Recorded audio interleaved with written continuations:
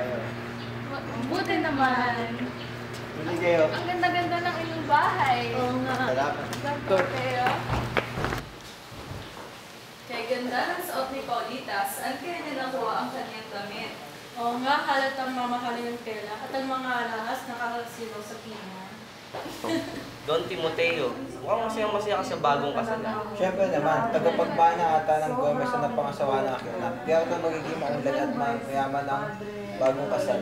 Matagumpay nga ang kasal, halatang pinagandaan at magarbo ang kanilang suot. Ano nangyari sa mga dibding? Napakarunong yung tignan. Sakit sa mata? Abay, galing pa yung Europa. Napakamahal yan dito sa Pilipinas kung dito mo yung binili. Ikaw ba nakapaghanda ng iyong tanong pati? Aba, di na uso yan.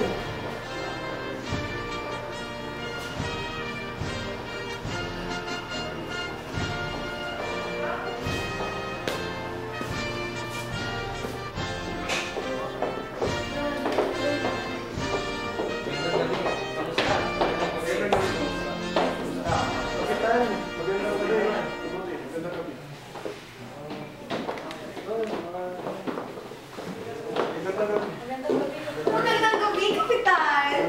Makulit na pa rito kayo! Opo, opo! Sige, sige, opo! Kapitan! Kapitan! Ay, magandang gabi.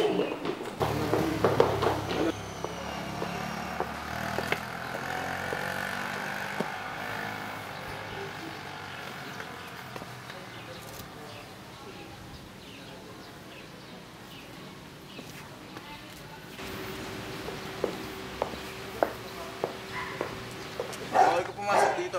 Bakit? Dahil sa'yo ang kasuotan. Papasukin mo ako. Alis ka na dito!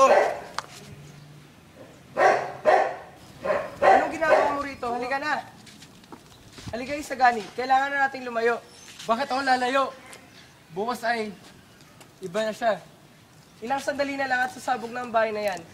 Nakikita mo ba ang lampara sa may azotea? Sasabog yun. At kahit maliit na daga, hindi na mabubuhay sa pagsabog na yun. Dahil nakakalat sa buong bahay ang mga pulbura. Juan Crisostomo, sino siya? Di maaari, patay ang taong yan. Bakit Padre Salvi? Yan ba ang lagda niya? Oo, yan nga. Hayaan na natin yan. Kumain na lamang tayo at masama yung biro niya. Ngunit marahil ipapatay tayo lahat ng gabi. Baka susundin tayo yan. Magbalik